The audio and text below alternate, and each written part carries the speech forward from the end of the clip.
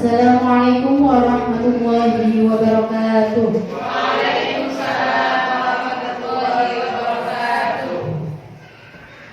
Alhamdulillahirabbil alamin wa bihi nasta'inu ala umuri dunya waddin wassalatu wassalamu ala asyrafil anbiya'i wal mursalin wa ala alihi wa sahbihi ajma'in. Amma ba'd. Yang kami hormati Kepala Sekolah SDS Aplikatif Al-Hidayah Ustazah Anis Farida, yang kami hormati Ustazah SDS Aplikatif Al-Hidayah,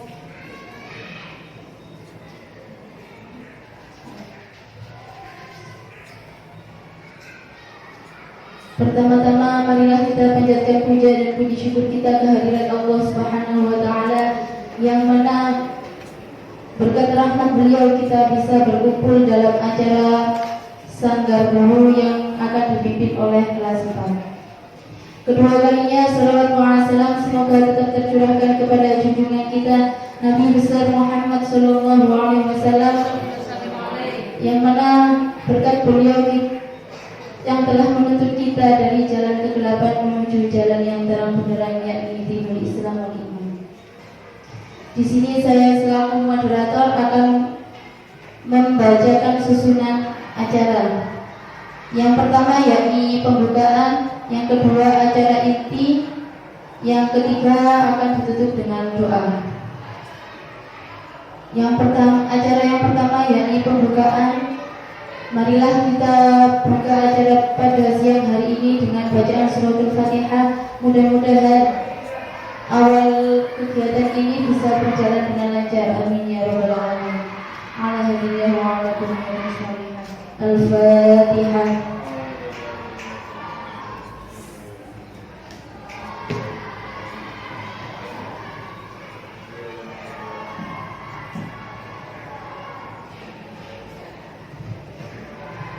Yang kedua yakni acara inti tentang materi pemaparan diseminasi pemahaman materi budaya positif modul 1.4 pendidikan guru penggerak yang akan dipimpin oleh Ustazah Lili Azizah SPD. Kepada beliau kami persilahkan. Assalamualaikum warahmatullahi wabarakatuh. Waalaikumsalam warahmatullahi wabarakatuh.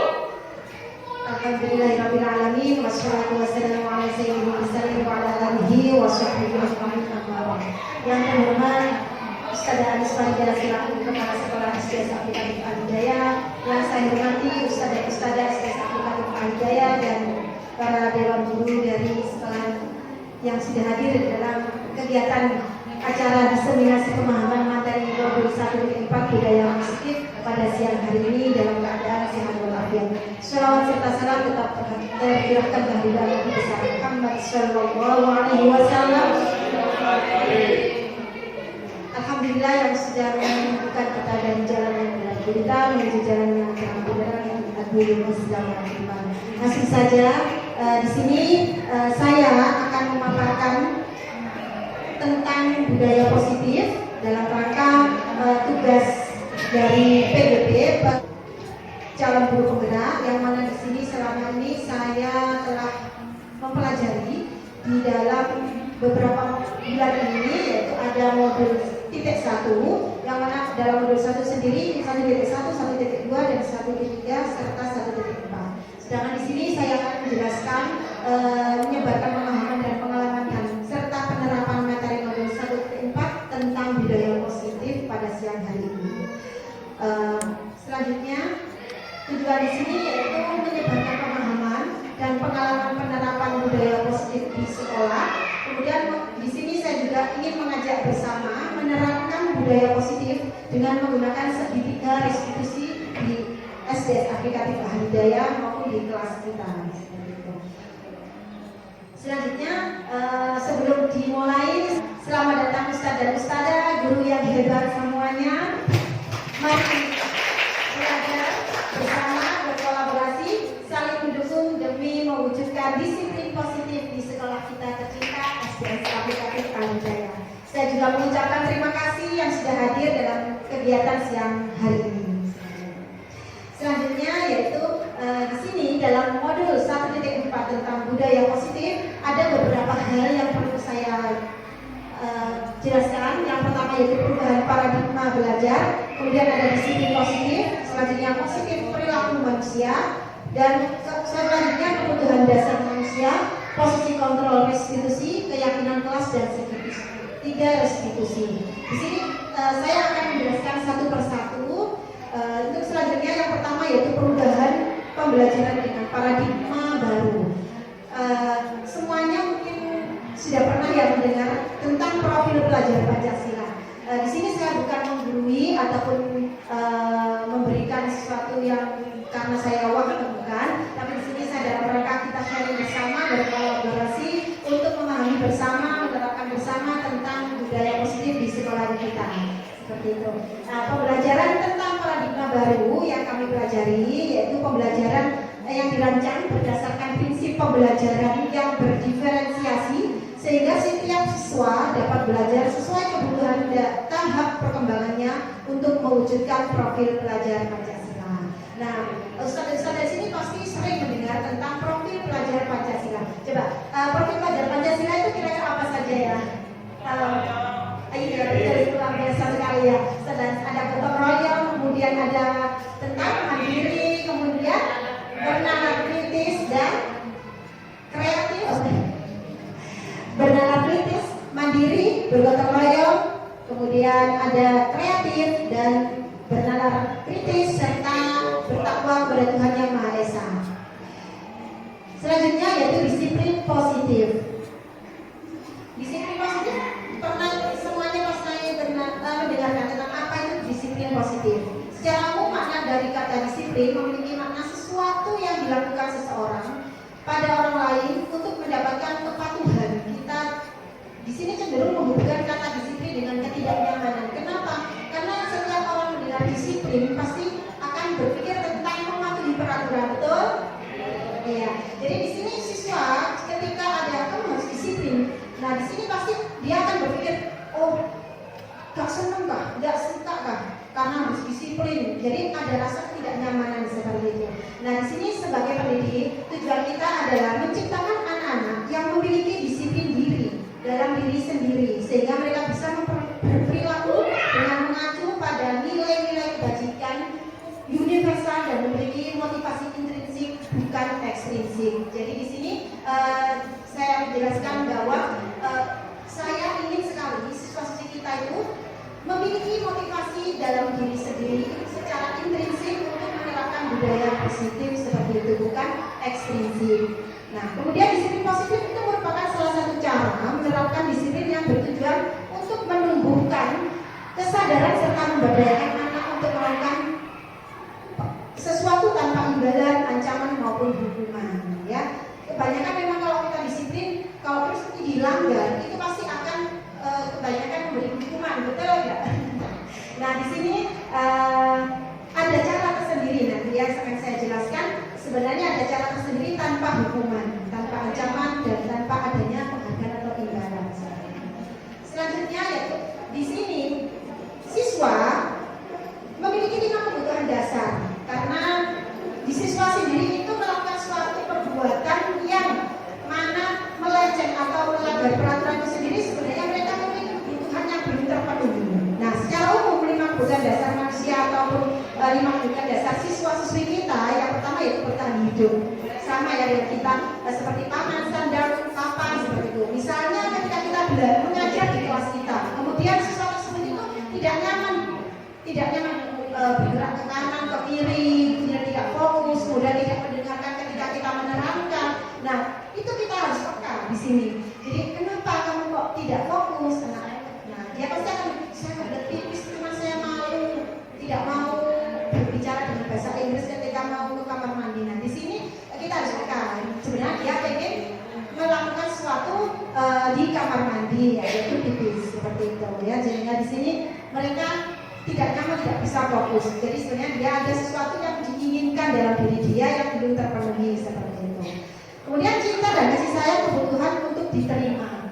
Jadi ketika kita mengajar di kelas, dan siswa kita itu usil dengan temannya, ketika temannya itu konsentrasi mengerjakan, konsentrasi mendengarkan, ternyata salah satu siswa tersebut usil, diganggu, sehingga dia sebenarnya ada sesuatu yang dia inginkan, yaitu pengen suatu kasih sayang, mencari perhatian seperti itu ya, yang belum dia terpenuhi mungkin di rumah atau mungkin di sekolah tersebut, atau mungkin dia pengen mencari perhatian dari guru tersebut. Nah, di sini guru harus bisa peka terhadap apa kebutuhan dasar siswa kita, kenapa kok dia melakukan sesuatu yang tidak sesuai seperti itu. Kemudian kebutuhan dasar manusia selanjutnya itu kebebasan atau kebutuhan akan pilihan. Jadi mereka ingin sebenarnya bebas melakukan sesuatu, tidak mau dikekang, tidak mau adanya yang namanya peraturan seperti itu. Sehingga sebenarnya mereka ingin, cuman tidak bisa atau kadang juga tidak berani mengungkapkan apa yang ada dalam hatinya seperti itu. Kemudian kebutuhan dasar berikutnya yaitu kesenangan, kebutuhan untuk merasa senang. Mereka sebenarnya seperti tadi kasus ketika kita mengajar, kemudian salah satu siswa itu usil atau mengganggu temannya. Sebenarnya dia juga ada rasa ingin sesuatu yang menyenangkan. Mungkin pembelajarannya membosankan, mungkin pembelajarannya tidak ada media pembelajaran yang menarik bagi dia, mungkin dia merasa bosan karena itu saja medianya dan lain sebagainya. Nah, di sini guru harus peka ya, apa sebenarnya keinginan dia, sebenarnya seperti itu. Nah, kemudian selanjutnya 5 kebutuhan dasar manusia berikutnya itu penguasaan atau kebutuhan pengakuan atas kemampuan. Biasanya kalau saya dalam satu kelas, kemudian salah satu siswa itu sendiri memiliki umur yang lebih dari kelas yang lainnya, memiliki usia yang lebih besar atau kadang badannya yang lebih tinggi atau posturnya yang lebih besar, mereka akan merasa besar sendiri sehingga menguasai dengan kelas teman-temannya yang satu kelas tersebut. Sebenarnya di situ kemudian dia melakukan suatu palakan atau meminta dengan paksa, kalau tidak dikasih itu dia akan melakukan suatu kekerasan. Nah, di situ sebenarnya dia memiliki kebutuhan dalam dirinya, yaitu penguasaan atau kebutuhan pengakuan atas dirinya, kemampuannya seperti itu. Jadi kita harus peka menanyai dari hati ke hati, sebenarnya dia melakukan seperti itu tuh apa yang dia inginkan seperti itu. Kemudian selanjutnya yaitu motivasi perilaku manusia. Coba kira-kira motivasi dalam perilaku manusia itu sendiri apa? Dalam pikiran kita motivasi itu sendiri apa? Coba mungkin Ustaz Arya. Dalam seseorang itu lebih semangat. Oh iya, pintar. Iya, luar biasa sekali ya Ustaz Arya. Motivasi adalah suatu dorongan yang timbul pada diri seseorang secara sadar atau tidak sadar untuk melakukan suatu tindakan dengan tujuan tertentu. Nah, sebenarnya di sini siswa melanggar suatu peraturan atau tidak disiplin itu sebenarnya menghindari ketidaknyamanan dan hukuman. Sebenarnya di sini ketika siswa melanggar itu tadi menghindari ketidaknyamanan dan hukuman itu sebenarnya dia merupakan adanya motivasi dari ekstrinsik bukan intrinsik. Jadi yang kita lakukan selama ini memberikan hukuman itu tidak ada efeknya. Kenapa? Karena bukan motivasi intrinsik tapi ekstrinsik atau dari luar seperti itu. Kemudian mendapatkan imbalan atau penghargaan dari orang lain. Mereka melakukan suatu ketidakdisiplinan, misalnya, wah saya melakukan disiplin harus memakai dasi, memakai ikat pinggang agar saya mendapatkan penghargaan, agar saya mendapatkan imbalan seperti itu. Nah, sebenarnya di sini itu juga salah satu contoh merupakan intrinsik seperti itu ya, motivasi intrinsik bukan ekstrinsik. Sedangkan ada salah satu hal yang paling baik yaitu menghargai nilai kebajikan diri sendiri. Nah, di sini maksudnya murid melakukan disiplin diri karena sadar akan nilai kebaikan, kebajikan dalam dirinya sendiri, sehingga dia memiliki kemauan dalam diri sendiri untuk mematuhi peraturan itu sendiri. Jadi inilah yang akan kita jelaskan, yang akan kita ulas, yang akan kita bahas, bahwa nilai-nilai intrinsik itu yang paling penting bukan nilai ekstrinsik. Contoh misalnya ketika ada anak sering terlambat masuk sekolah, kemudian dia memang benar-benar ingin sekali dalam dirinya, aku ingin belajar dengan sungguh-sungguh, aku ingin datang dengan on time, saya ingin datang dengan tepat waktu. Nah, di sini sebenarnya itulah yang ada dalam diri intrinsik atau dalam diri sendiri siswa tersebut gitu. Nah, sekarang coba kira-kira baik mana? Motivasi ekstrinsik apa motivasi intrinsik ya? Menurut Ustaz dan Ustazah, menurut Bapak gimana? Motivasi intrinsik apa motivasi ekstrinsik kira-kira yang paling bagus? Iya, betul sekali. Motivasi intrinsik yaitu motivasi yang ada dalam diri sendiri ya. Setuju ya? Kita sepakat mengembangkan atau menerapkan budaya positif melalui motivasi intrinsik. Selanjutnya yaitu konsep disiplin dengan identitas gagal. Jadi selama ini yang kita lakukan itu sebenarnya salah ya, kurang harus diperbaiki, maksudnya seperti itu. Jadi harus ada pengembangan untuk memperbaiki diri agar menjadi lebih baik lagi di dalam sekolah kita ya. Yang mana biasanya kita memberi hukuman, yang mana hukuman itu sendiri itu sangat menyakitkan sebenarnya ya, dalam diri siswa itu sendiri, akan tekanan dalam dirinya. Aku dihukum dulu pernah oleh ustadzah itu karena saya nggak memakai topi dan sebagainya. Sebenarnya hukuman itu sendiri, hukuman walaupun hukuman mendidik itu sebenarnya dalam hati si murid atau peserta didik kita itu akan menancap selamanya seperti itu. Dan itu sebenarnya kalau misalnya diberi hukuman yang kasar atau apa itu akan menyakitkan dalam hatinya dan terus menancap selamanya seperti itu. Dan ini yang tidak kita inginkan. Kemudian ada kalau kita memberi hukuman itu juga tidak nyaman, siswa tersebut akan tidak nyaman, malu, tidak dengan teman-temannya berdiri di depan barisan, itu sebenarnya mereka juga tidak nyaman atau malu sebenarnya ya. Kemudian ketika kita memberi hukuman kepada siswa kita yang tidak disiplin, itu sebenarnya murid akan merasa takut, kemudian memaksa juga seperti itu. Kemudian murid menyembunyikan kesalahannya. Contohnya misalnya ketika dia meminta atau sesuatu meminta dengan paksa teman sekelasnya, kemudian siswa tersebut kita tanyai, dia akan tidak jujur seperti itu karena merasa akan diberi hukuman seperti itu. Jadi tidak ada rasa kejujuran, tidak muncul suatu kebajikan atau kebaikan dalam dirinya, suatu sifat jujur karena dia akan jadi bohong. Enggak ustadzah, karena takut dihukum. Jadi seperti itu karena jika kita sering memberi hukuman kepada siswa yang tidak disiplin. Kemudian murid juga akan jadi rendah diri. Mungkin bisa jadi ketika kita memberi hukuman dia akan merasa minder karena sering diolok-olok temannya, karena sering melanggar dan sebagainya seperti itu. Kemudian identitas gagal selanjutnya yaitu penghargaan. Sebenarnya selama ini saya juga kemarin sebelum mempelajari modul 1 di tempat ini juga saya memberikan penghargaan kepada siswa seperti bintang, reward dan sebagainya seperti itu ya. Nah, ketika saya memahami atau mempelajari modul 1 di tempat ini tentang suatu penghargaan itu sebenarnya juga salah ya. Jadi memberi penghargaan itu sebenarnya juga merusak hubungan. Adanya sifat iri akan menimbulkan sifat iri terhadap siswa yang lainnya gitu. Kemarin juga saya mengalami pengalaman seperti ini. Saudara, saya tidak masuk kemarin sehingga bintang saya nggak ada, saya nggak dapat bintang biru, saudara. Terus saya cerita sama orang tua saya bilang gini, Pak, nanti saya kasih bintang kuning sendiri gitu.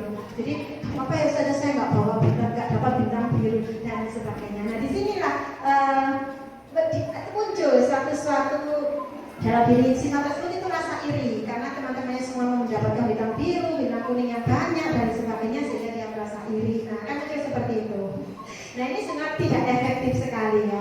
Kemudian mematikan kreativitas sebenarnya kalau kita memberi penghargaan kepada siswa. Contohnya misalnya mematikan kreativitas, yaitu misalnya si siswa tersebut sebenarnya bisa mengembangkan lebih baik. Misalnya ketika dia bisa mencapai suatu level tertentu, ternyata sudah diberi bintang yang paling tinggi. Nah dia akan saya melakukan seperti ini aja sudah mendapatkan bintang segini, apalagi saya sudah sampai di sini aja, atau saya juga paling tinggi. Nah itu akan mematikan kreativitas pada siswa tersebut seperti itu. Kemudian menutup dengan sistem ranking itu juga salah satu tidak efektif ya. Memberi hukuman dengan sistem ranking sebenarnya seperti itu. Jadi kita nanti sedikit demi sedikit memperbaiki agar tidak terjadi sesuatu yang hal-hal yang tidak diinginkan seperti itu. Kemudian memberi penghargaan itu juga merampas hak menghargai dirinya. Merampas hak menghargai dirinya maksudnya sendiri begini. Contohnya misalnya si siswa tersebut memiliki hak untuk mengembangkan lebih baik lagi, kemampuannya lebih baik lagi, karena dengan adanya penghargaan atau reward atau hadiah yang kita berikan, sehingga dia tidak ada kemauan dalam diri sendiri untuk lebih mengembangkan lagi. Nah disinilah hal-hal yang tidak kita inginkan, sehingga akan terjadi hak mereka untuk menghargai dirinya itu hilang dengan sendirinya dengan adanya kita memberi reward atau hadiah seperti itu. Terus selanjutnya bagaimana konsep disiplin dengan identitas sukses itu seperti apa ya?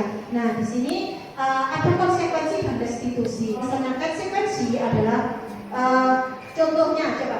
Mungkin ada yang memberikan contoh apa sih konsekuensi itu? Mungkin salah satu apa ya, dalam pikiran mungkin bisa ada yang dalam pikiran konsekuensi itu seperti apa? Coba Ustaz Aisma.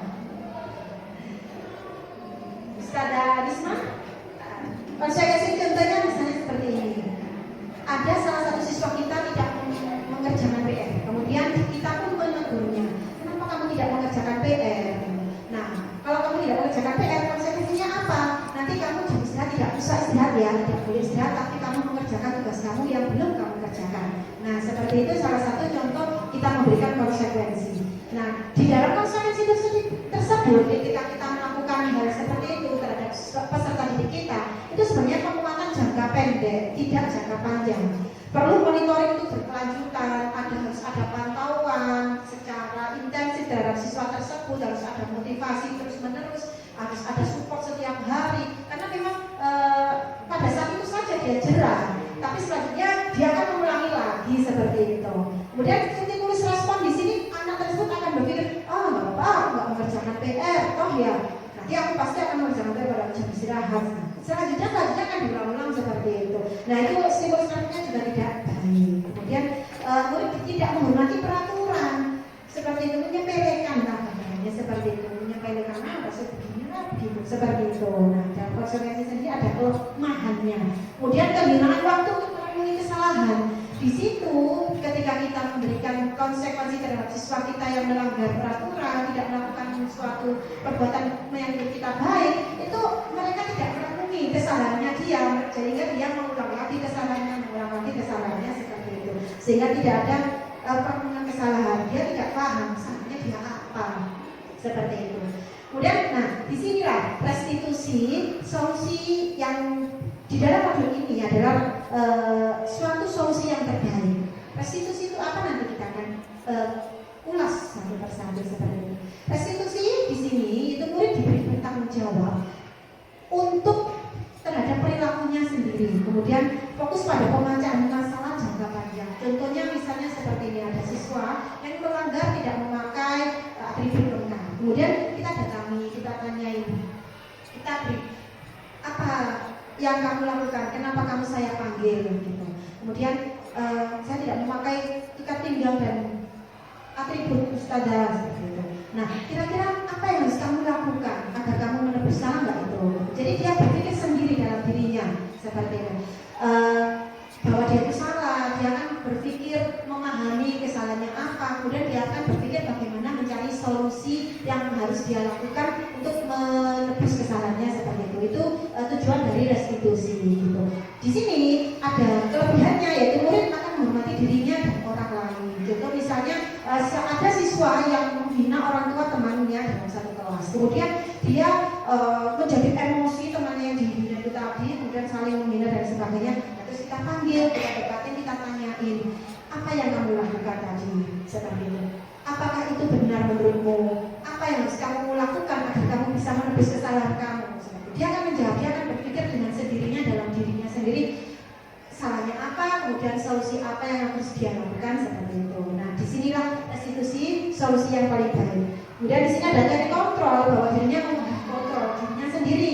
Siswa tersebut yang melakukan kesalahan tersebut mengontrol dirinya agar tidak melakukan kesalahan kembali. Gitu. Kemudian murid bersemangat untuk memperbaiki kesalahannya sendiri. Seperti itu. Sebenarnya restitusi itu seperti apa sih? Konsep disiplin pendekatan dengan restitusi itu adalah proses menciptakan kondisi bagi murid untuk memperbaiki kesalahan mereka secara dari diri mereka sendiri, sehingga mereka dapat kembali kepada kelompok mereka dengan karakter yang lebih kuat, lebih percaya diri, lebih menyenangkan seperti itu.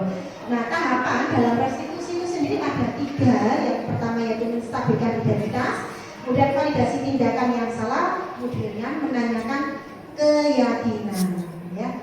Nah, di sini ciri-ciri dari restitusi itu sendiri, cirinya yaitu bukan menebus kesalahan, tapi belajar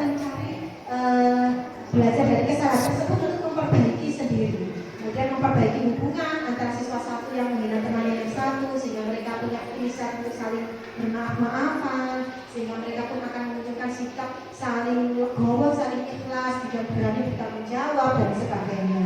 Nah, kemudian di sini juga guru ketika melakukan suatu restitusi itu tawaran terhadap siswa tersebut, bukan suatu paksaan, sehingga siswa lain, sifat tersebut merasa nyaman ketika melakukan untuk menebus kesalahannya seperti itu. Kemudian menuntut siswa tersebut untuk melihat ke dalam diri sendiri. Oh iya, saya kalau melakukan menghina dengan orang lain, saya pun sama dong menghina orang tua saya sendiri, karena dia akan membalas menghina orang tua saya. Ya sudah, saya pun tidak akan membalas dan sebagainya. Dia akan muncul dalam diri mereka sendiri mencari solusi seperti itu.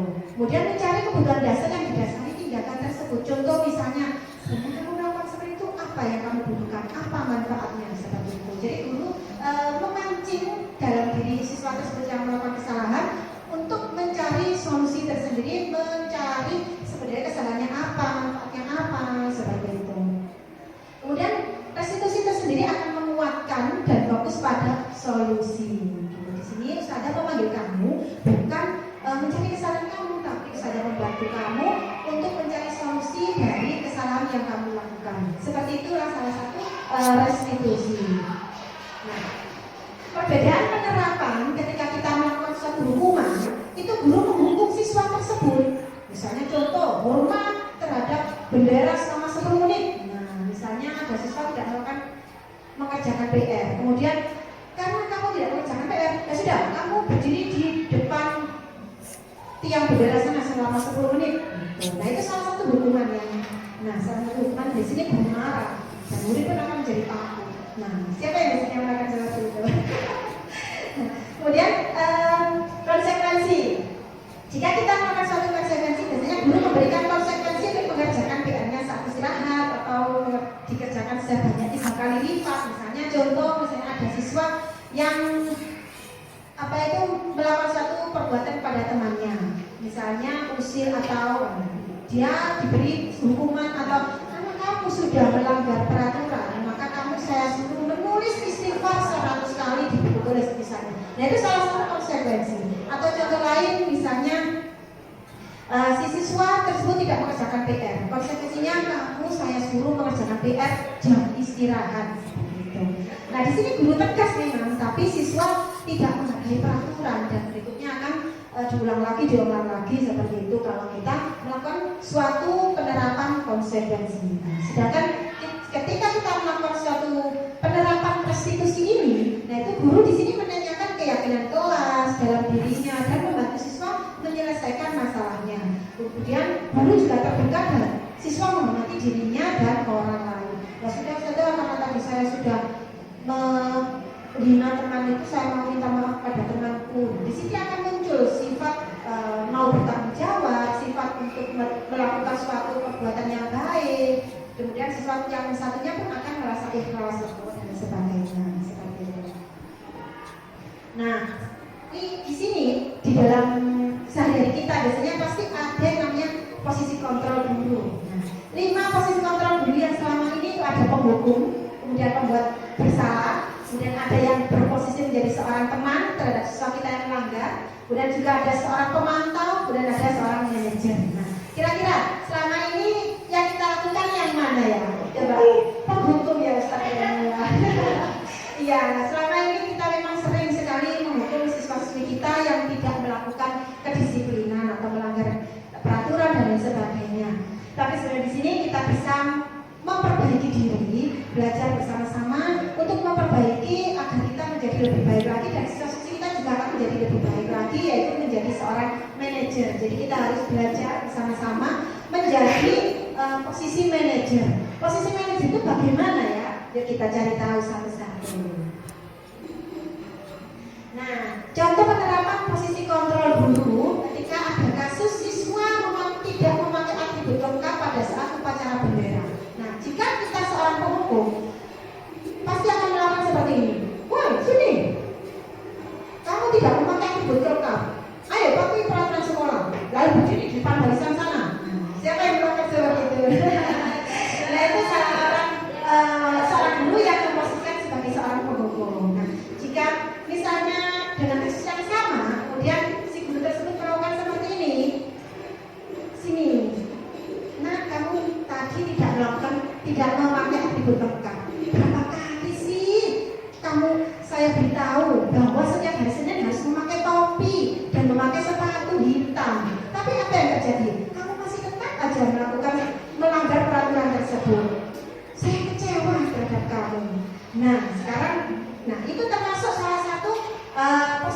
membuat rasa bersalah. Siswa tersebut akan merasa bersalah, iya. Siswa tersebut akan, iya selama ini saya sudah berkali-kali diberitahu sama ustazah, tapi kok saya sering sekali. Sebenarnya dalam hati dia nggak berani berbicara karena dia takut dan sebagainya.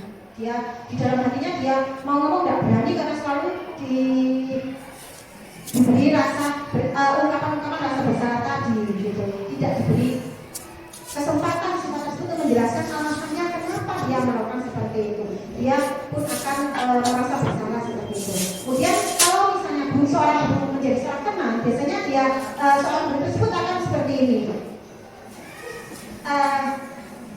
Halo Rina, kenapa kamu hari ini tidak memakai berkah? Ayolah yang tertib. Kan sudah berkali-kali guru bilang bahwa kamu harus memakai berkah setiap hari Senin. Nah, sudah sekarang nggak apa-apa. Besok tidak boleh diulangi lagi. Di sini jika ada kalimat seperti itu, berarti seorang guru tersebut memposisikan diri sebagai seorang teman terhadap siswa tersebut. Gitu. Nah, jika seorang guru yang ingin jadi posisi pemantau itu seperti ini.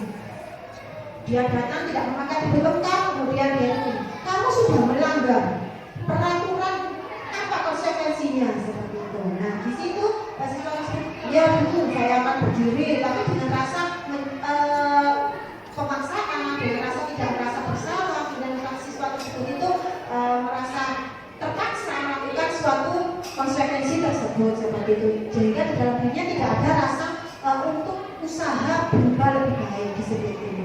Nah, sedangkan kalau kita menjadi seorang manajer, memposisikan seorang guru yang berada di posisi manajer, itu seperti ini.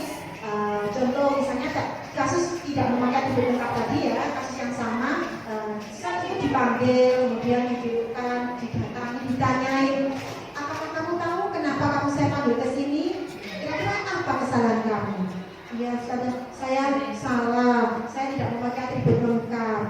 Terus kamu kalau sudah tahu kesalahan kamu, bagaimana kamu akan memperbaiki kesalahan ini? Nah, di situ akan muncul dalam dirinya siswa tersebut, dia tahu kesalahannya, kemudian dia pun akan berpikir solusi apa yang harus dilakukan, sehingga muncul dalam dirinya motivasi untuk berubah lebih baik. Nah, disinilah jika kita melakukan posisi seorang guru dalam menghadapi situasi yang melanggar peraturan sebagai seorang manajer, itu akan lebih baik lagi. Nah, untuk menjadi seorang manajer atau memposisikan seorang guru sebagai seorang manajer itu kita harus melakukan sesuatu terhadap siswa kita, yaitu keyakinan kelas. Gitu. Mengapa dengan keyakinan kelas? Mengapa tidak peraturan kelas saja? Nah, kira-kira saat ini gimana saat ini? Kenapa kok kita melakukan keyakinan kelas? Kenapa tidak peraturan kelas saja? Padahal selama ini kita melakukan peraturan kelas ya. Peraturan contoh kasus dalam suatu sekolah. Kemudian bagaimana caranya menghadapi siswa tersebut yang melakukan hal tersebut. Yuk kita lihat video pembelajarannya atau video praktek dari segitiga restitusi itu sendiri.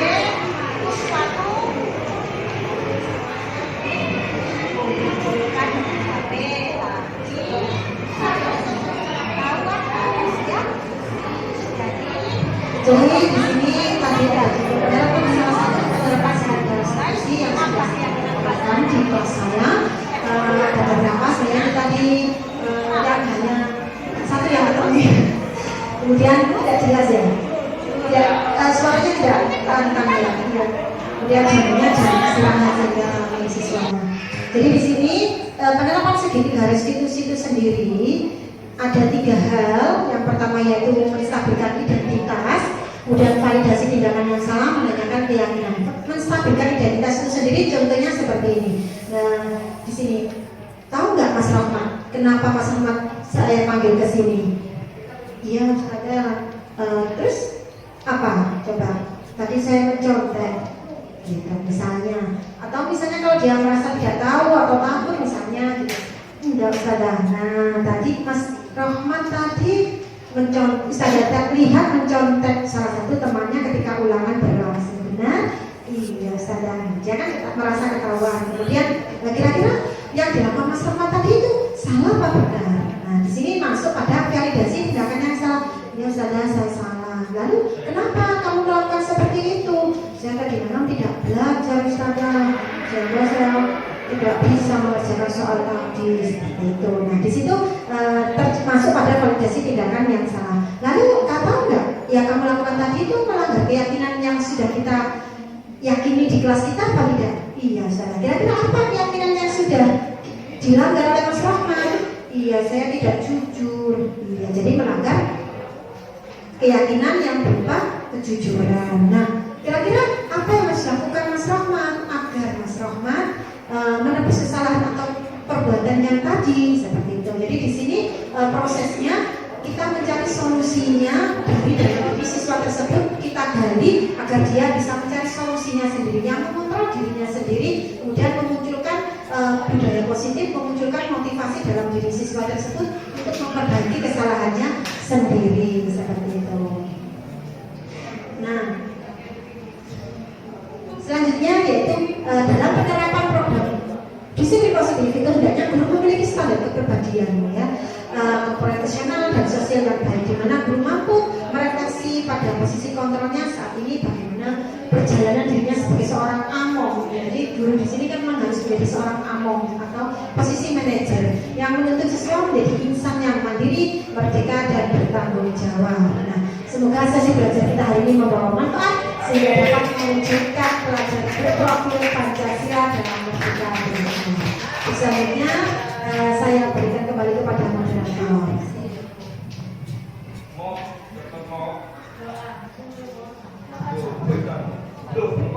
Terima kasih, tadi sudah disampaikan materi tentang destinasi budaya positif. Nah, mungkin dari Ustazah ada yang ingin ditanyakan.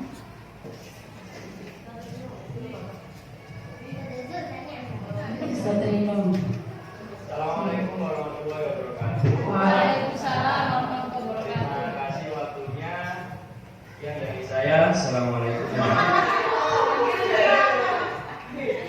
Iya. Oke, terima kasih untuk waktunya.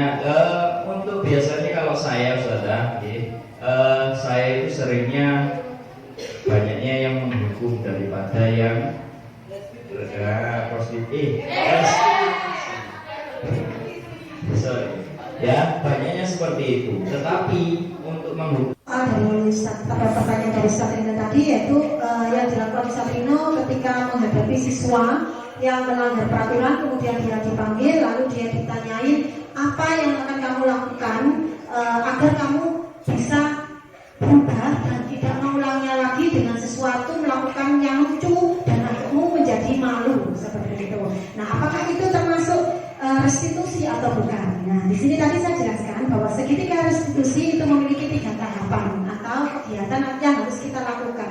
Jika memiliki 3 tahapan ini atau salah satu dari 2 saja, itu sudah termasuk restitusi. Nah, yang pertama yaitu menstabilkan identitas. Di sini maksudnya menstabilkan identitas yaitu kita melakukan sesuatu hal yang terbaik buat siswa. Contohnya misalnya ada sesuatu siswa tadi yang melanggar peraturan, kemudian kita panggil dia, kita tanyain dari hati ke hati. Nah, kamu tahu nggak saya panggil ke sini? Nggak tahu, saya. Nah, kamu melakukan satu kesalahan? Iya tadi misalnya seperti itu.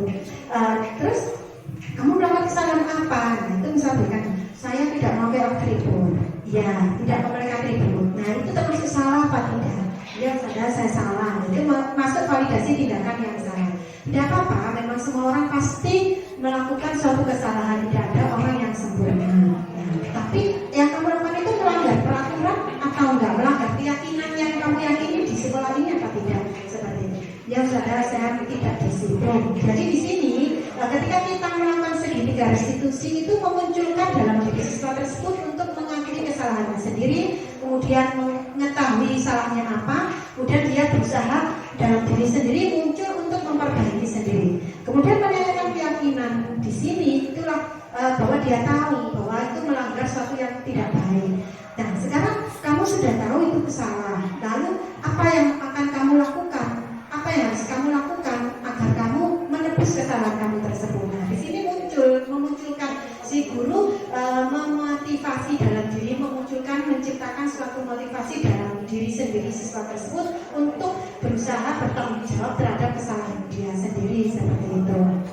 Nah, dari segitiga restitusi sendiri sebenarnya memberikan solusi. Jadi memberikan solusi, kemudian bukan mencari kesalahan, tapi mencari solusi bersama antara guru dan siswa tersebut, sehingga siswa tersebut berusaha memperbaiki kesalahannya sendiri, seperti itu, Ustaz.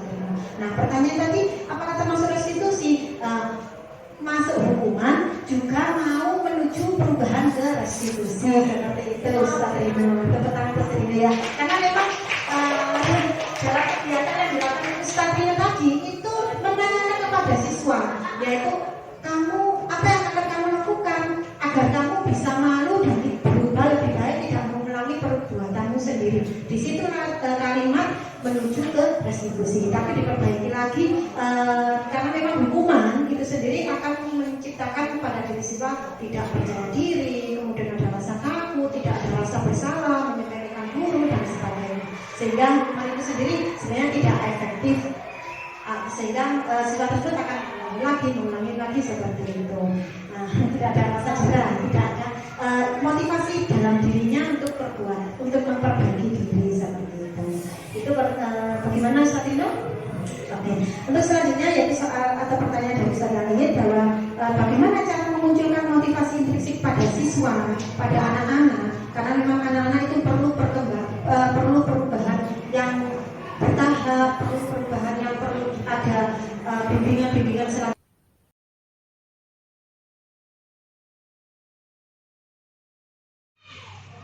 Assalamualaikum warahmatullahi wabarakatuh.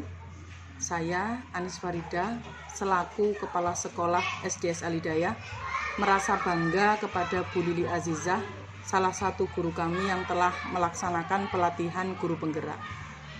Saya mengucapkan terima kasih kepada Bu Lili Azizah yang telah melaksanakan aksi nyata terkait budaya positif, di mana menurut saya apa yang dipaparkan oleh Bu Lili Azizah mengenai budaya positif tersebut sangat penting sekali untuk SDS Al-Hidayah agar lebih baik lagi. Saya berharap kepada Bu Lili Azizah dan guru-guru yang lain agar bisa menerapkan budaya positif ini di sekolah SDS Al-Hidayah. Demikian yang dapat saya sampaikan. Wallahu muwaffiq ila aqwamit thoriq. Wassalamualaikum warahmatullahi wabarakatuh. Assalamualaikum warahmatullahi wabarakatuh. Nama saya Eva Kumalasari SPD. Saya rekan dari Bu Lili Azizah dari SDS Aplikatif Al-Hidayah. Menurut saya tentang apa yang disampaikan Bu Lili Azizah tentang budaya positif dan segitiga restitusi itu sudah sangat bagus untuk diterapkan di SD kami, yaitu SDS Aplikatif Al-Hidayah. Terutama terkait di penerapan segitiga restitusi, karena segitiga restitusi merupakan cara yang baik dan solusi yang baik dalam menangani siswa yang belum disiplin, juga sangat baik untuk memunculkan motivasi disiplin dari dalam diri siswa, yaitu secara intrinsik. Begitu juga kami sebagai rekan guru juga sangat memahami tentang posisi kami yang baik dalam menangani siswa yang belum disiplin. Demikian dari saya ucapkan terima kasih kepada Bu Lili Azizah. Akhirul kalam, assalamualaikum warahmatullahi wabarakatuh.